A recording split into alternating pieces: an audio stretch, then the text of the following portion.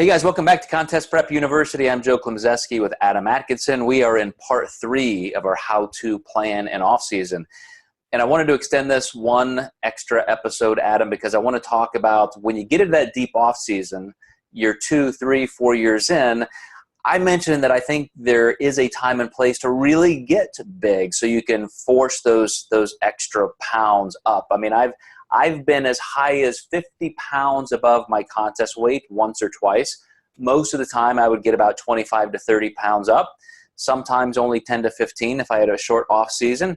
And I found in those big ranges that there are definitely different reactions.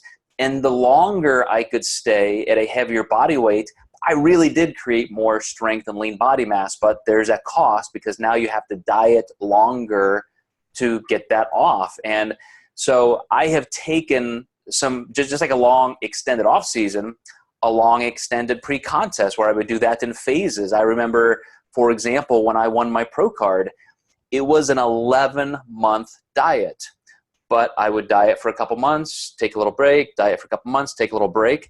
And I never liked the idea of a mini cut, as people call them, like to say, well, I'm 40 pounds up, let's lose 10 pounds and then start again, because I think that's just wasted anabolic potential.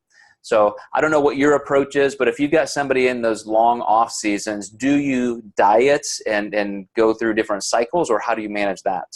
Only if I feel like they're getting too far from their stage weight, I might do that.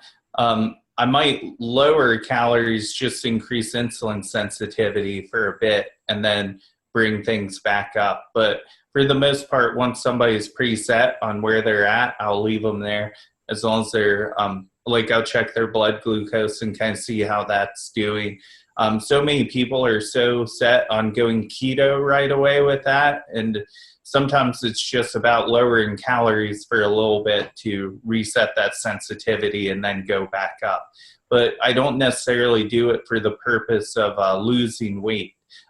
More so just maybe we don't need to be this high right now.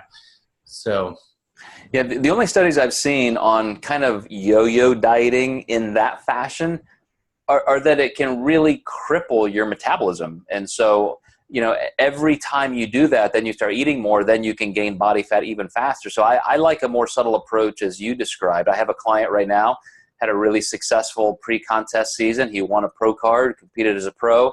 Now we're in an extended off season. We simply took his weight up to the point where we thought, okay, we're hitting a law of diminishing returns issue where more weight isn't really helping him get stronger or bigger. It's just going to be extra body fat. So he simply leveled off calories, and now he's just stable right there. And any amount of body fat reduction that we might do would be so subtle and so slow that it's really not a dieting environment. And that's really what I would recommend for these long off seasons is don't take the time to invest in a long off season and then cycle in dieting in the middle of it, because I don't see any research that makes that of value. And I actually see research that indicates it might be a disservice to your goals. Mm-hmm. I think too, people are, you just have to allow people to be uncomfortable. And sometimes that's not the funnest thing to be. But I think a lot of people in this industry struggle to like go to a beach or go to a pool if they're not in contest shape. Mm. And I don't know if they think, the judges are going to be there watching them.